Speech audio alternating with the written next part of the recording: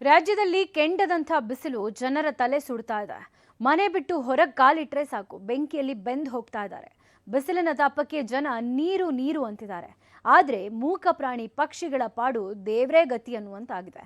ಮುಗ್ಧ ಮನಸ್ಸುಗಳು ಪ್ರಾಣಿ ಪಕ್ಷಿಗಳ ದಾಹ ನೀಗಿಸಲು ಮುಂದಾಗಿವೆ.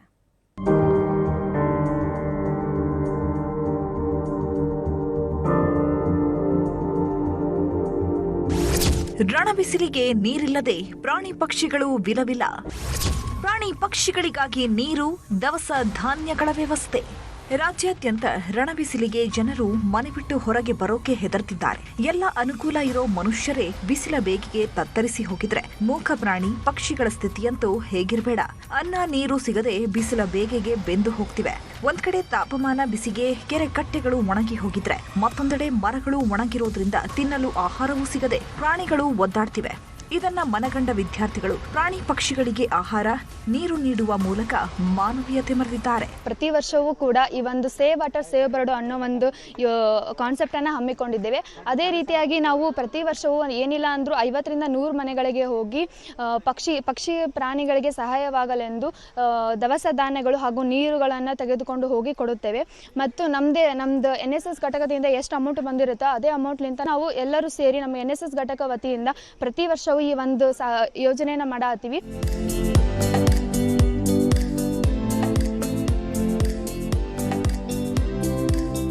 ಗದಗ ಬೆಟಗೇರಿ ಅವಳಿ ನಗರದಲ್ಲಿರುವ SSS ಕಾಲೇಜಿನ NSS ಘಟಕದ 30ಕ್ಕೂ ಹೆಚ್ಚು ವಿದ್ಯಾರ್ಥಿಗಳು ಪ್ರಾಣಿ ಪಕ್ಷಿಗಳಿಗೆ ಆಹಾರ, ನೀರು ನೀಡುವ ಮೂಲಕ ಉತ್ತಮ ಸಂದೇಶ ನೀಡಿದ್ದಾರೆ. ನಗರದ ವಿವಿಧ ಬಡಾವಣೆಗಳಿಗೆ ತೆರಳಿ ಮರಗಳಲ್ಲಿ ತೊಗಟೆ ರೀತಿ ಮಾಡಿ ನೀರು, ದವಸ ಧಾನ್ಯ ಇಡ್ತಿದ್ದಾರೆ. ತಮ್ಮ ಸ್ವಂತ ಹಣ ಹಾಗೂ NSS ಘಟಕದ ಹಣದಿಂದ ಧಾನ್ಯ, ಮಣ್ಣಿನ ಬಟ್ಟಲುಗಳನ್ನು ಖರೀದಿಸಿ ಪ್ರಾಣಿ ಪಕ್ಷಿಗಳಿಗೆ ಕಾಳು, ನೀರು ಇಡ್ತಿದ್ದಾರೆ. ನಾವು ಪ್ರತಿ ವರ್ಷ ಈ ಕಾರ್ಯಕ್ರಮವನ್ನು ಹಮ್ಮಿಕೊಳ್ಳುತ್ತೇವೆ. ನಮ್ಮ NSS ಘಟಕದ ಸ್ವಯಂ ಸೇವಕ ಹಾಗೂ ಸೇವಕಿಯರು ಕನಿಷ್ಠ ಒಂದು 100 ಮನೆಗೆ ತೆರಳಿ ಆ ಮನೆಗಳ ಒಂದು ಮೇಲ್ಛಾವಣಿ ಇರ್ಬೋದು, ಕಾಂಪೌಂಡ್ ಇರ್ಬೋದು ಅಥವಾ ಬಾಲ್ಕನಿ ಇರ್ಬೋದು, ಒಂದು ಪಾತ್ರೆಯಲ್ಲಿ ಕಾಳು, ಒಂದು ಪಾತ್ರೆಯಲ್ಲಿ ನೀರನ್ನು ಇಡುವ ಮೂಲಕ ಆ ಪಕ್ಷಿಗಳ ಒಂದು ಏನು ಹಸಿವು ಹಾಗೂ ನೀರಿನ ದಾಹವನ್ನು ತೀರಿಸಲಿಕ್ಕೆ ಈ ಕಾರ್ಯಕ್ರಮ ಅನುಕೂಲ ಆಗುತ್ತೆ. ಇನ್ನು ವಿದ್ಯಾರ್ಥಿಗಳು ಸಾರ್ವಜನಿಕರಲ್ಲೂ ಮನವಿ ಮಾಡಿಕೊಂಡಿದ್ದಾರೆ. ಪ್ರತಿಯೊಬ್ಬರೂ ಆಹಾರ, ನೀರನ್ನ ತಮ್ಮ ಮನೆಗಳ ಮೇಲ್ಛಾವಣಿ ಮೇಲೆ, ಅಂಗಳದಲ್ಲಿ ಇಡುವಂತೆ ಮನವಿ ಮಾಡಿದ್ದಾರೆ.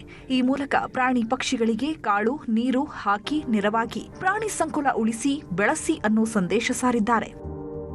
ಸಂತೋಷ್ ಕೊಣ್ಣೂರ, ನ್ಯೂಸ್ 18 ಗದಗ.